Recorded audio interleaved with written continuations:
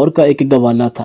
اس نوجوان کے دل میں حج کرنے کی بہت طلب تھی، چنانچہ جب لوگ حج کر کے واپس آتے تو وہ ان سے بہت شوق اور محبت کے ساتھ ملتا، سفر حج کے احوال پوچھتا، حتیٰ کہ اس نے حج کے موسم میں لوگوں سے پوچھنا شروع کر دیا کہ لوگ حج پر کیسے جاتے ہیں۔ کسی نے اسے بتایا کہ حج کے لیے کراچی سے جاتے ہیں اور اس کو اسٹیشن بھی پہنچا دیا۔ اب وہاں اسٹیشن پر پھر رہا تھا کہ مجھے کراچی جانا ہے، کراچی کیسے جائیں؟ وہ کئی دنوں تک لاہور اسٹیشن پر پھرتا رہا۔ بالآخر ٹرین کے کنڈکٹر نے سوچا یہ بیچارہ کئی دنوں سے پھر رہا ہے، لہٰذا اس کے ساتھ کچھ تعاون کرنا چاہیے۔ چنانچہ اس نے گوالے سے کہا کہ تم میرے ساتھ ٹرین میں بیٹھ جاؤ، میں تمہیں کراچی لے جاتا ہوں۔ اس طرح وہ ٹرین کے ذریعے کراچی پہنچ گیا۔ کراچی ریلوے اسٹیشن پر پہنچ کر پھر سے پوچھنا شروع کر دیا کہ مجھے حج پر جانا ہے، کیسے جاؤں؟ کسی نے اسے حاجی کیمپ پر جانے کا بتا دیا۔ وہ حاجی کیمپ چلا گیا۔ وہاں تو پورا شہر آیا ہوا تھا، اگرچہ اس کے پاس سفر کے وسائل نہیں تھے، نہ ٹکٹ تھا، نہ پاسپورٹ تھا اور نہ ہی پیسے تھے، مگر اس کے دل میں حج کرنے کا سچا جذبہ موجود تھا۔ چنانچہ وہاں بھی یہی کہتا رہا کہ مجھے حج پر جانا ہے۔ ایک دن اس کے دل میں یہ خیال آیا کہ جو حاجیوں کا سامان جہاز پر لے کر جانے والے کلی ہیں، ان کی ایک مخصوص وردی ہے اور ان کو اوپر جانے کی اجازت بھی ہے، لہٰذا مجھے کسی کلی سے دوستی لگانی چاہیے۔ چنانچہ اس نے ایک کلی سے دوستی لگا لی اور وردی پہن کر حاجیوں کا سامان رکھتا رہا اور وہ سامان اٹھانے کے بہانے جہاز پر آتا جاتا رہتا۔ جب سارا سامان ختم ہو گیا تو وہ ادھر ہی کہیں چھپ گیا اور اپنے کپڑے پہن کر کلی کی وردی واپس بھجوا دی۔ اب وہیں پر ادھر ادھر وقت گزارتا رہا۔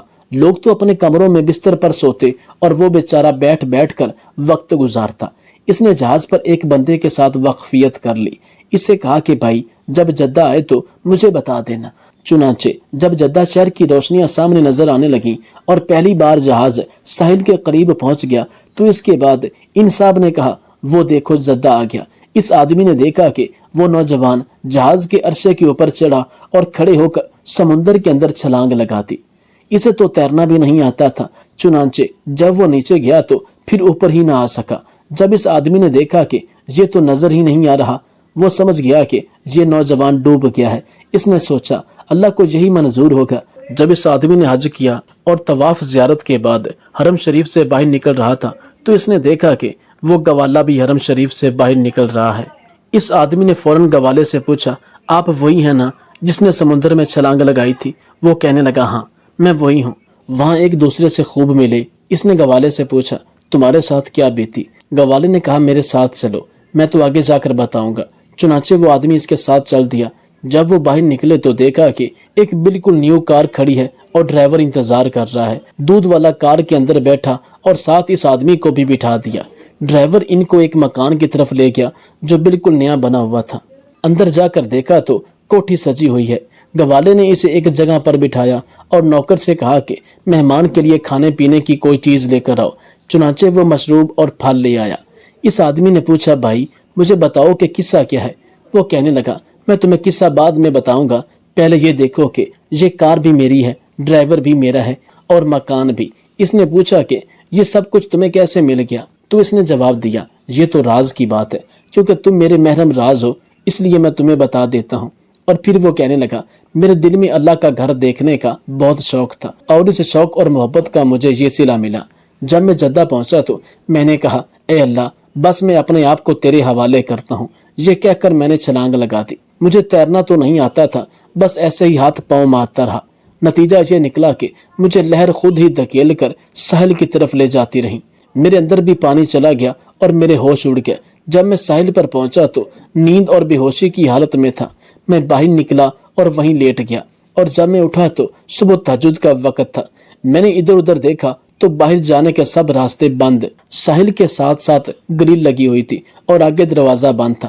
میں وہیں گرل کے پاس بیٹھ گیا تو میں نے دیکھا کہ اس گرل کی دوسری سمت کوٹھی نما ایک گھر ہے اور اس گھر کے صحن میں ایک گائے بندھی ہوئی ہے۔ دو آدمی اس گائے کا دودھ نکالنے کے لیے آئے، مگر گائے ان سے مانوس نہیں تھی، جس کی وجہ سے وہ گائے ان لوگوں کے قابو میں نہیں آ رہی تھی۔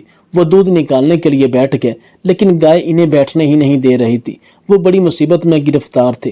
ایک آدمی گائے کو پکڑتا تو دوسرا تھن کو ہاتھ لگاتا تو گائے بھاگ کر دوسری طرف چلی جاتی۔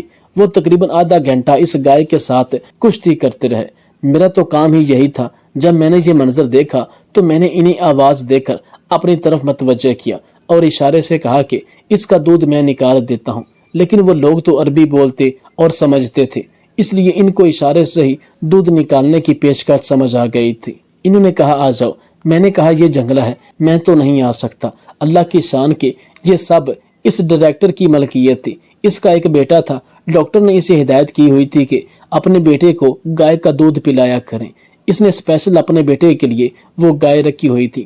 گائے کے اندر دودھ تو ہوتا تھا مگر وہ نکالنے نہیں دیتی تھی، جس کی وجہ سے ڈائریکٹر اور اس کی بیوی کو بڑی پریشانی تھی کہ بچے کو دودھ پورا نہیں ملتا۔ اب جب میں نے اسے کہا کہ میں گائے کا دودھ نکال دیتا ہوں تو ان دونوں نے جا کر ڈائریکٹر سے کہا کہ یہاں جنگلے کے اندر مسافروں میں سے ایک آدمی ہے جو کہتا ہے کہ میں تمہیں دودھ نکال دیتا ہوں۔ اس نے کہا یہ چابی لو اور جاؤ، جا کر اسے لے آؤ۔ وہ گیٹ کا تالا کھول کر میرے پاس آئے، مجھے ڈائریکٹر صاحب کے پاس لے گئے، اور جب میں نے گائے کو ذرا ہاتھ پھیرا اور اسے اپنے انداز سے بات کی تو وہ مانوس ہو گئی۔ تو میں نے نیچے بیٹھ کر ان کو 8 سے 10 کلو دودھ نکال کر دے دیا۔ جب ڈائریکٹر کی بیوی نے دیکھا تو بہت خوش ہوئی، کہنے لگی کہ آج تو میرا بیٹا سارا دن دودھ پیے گا۔ پھر وہ کہنے لگی کہ اس بندے کو جانے نہیں دینا۔ ڈائریکٹر صاحب سے ملاقات ہوئی تو اس نے پوچھا کہ آپ کون ہیں؟ میں نے کہا میں پاکستان سے حج کرنے آیا ہوں۔ کہنے لگا ہم تمہیں واپس نہیں جانے دیں گے، تم اچھا دودھ نکالتے ہو۔ میں نے کہا میں دودھ تو نکال دیا کروں گا لیکن میں نے حج بھی کرنا ہے۔ وہ کہنے لگے فکر نہ کرو، تمہیں حج بھی کروا دیں گے۔ دوسرے دن اس کی بیوی نے اپنے والد کو فون کیا اور ساری تفصیل بتا دی۔ اس کے والد نے 200 گائے بھینسوں کا باڑا بنایا ہوا تھا۔ چنانچہ جب اس نے یہ بات سنی تو وہ بہت خوش ہوا اور کہنے لگا ہمیں تو خود ایسے ٹرینڈ بندے کی ضرورت ہے۔ بعد میں اس نے ڈائریکٹر صاحب کو فون کیا اور کہا کہ اس بندے کو میرے پاس بھیج دو۔ چنانچہ ڈائریکٹر صاحب نے مجھے اپنی گاڑی میں بٹھایا اور اپنے سسر صاحب کے گھر پہنچا دیا۔ اس کے سسر نے مجھ سے کہا کہ میں تمہیں یہاں رکھتا ہوں، تمہارے ذمہ یہ کام ہے کہ تم صبح و شام میری گائے بھینسوں کا دودھ نکال دیا کرو۔ جب دودھ دونے کا وقت آیا تو میں نے 20-25 گائے کا دودھ منٹوں کے اندر نکال دیا۔ وہ بڑا حیران ہو گیا کہ اتنا دودھ بھی نکل سکتا ہے۔ وہ مجھے کہنے لگا تم یہیں رہو، ہم تمہیں حج بھی کروا دیں گے۔ تو میں نے ان سے کہا کہ مجھے گھر واپس جانا ہے، لیکن وہ کہنے لگے نہیں تمہیں یہیں رہنا ہے۔ میں نے کہا میرے بیوی بچے تو وہاں ہیں۔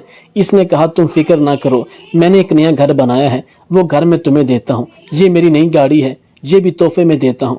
یہ ڈرائیور ہے، یہ بھی میں تمہیں دیتا ہوں۔ اب تم اپنے بیوی بچوں کا نام اور ایڈریس بتاؤ، میں پیغام بھیج دیتا ہوں اور آنے والے جہاز میں تمہارے بیوی بچے بھی یہاں پہنچ جائیں گے۔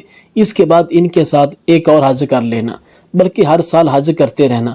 اب 1 ہفتے بعد میرے بیوی بچے میرے پاس پہنچ جائیں گے۔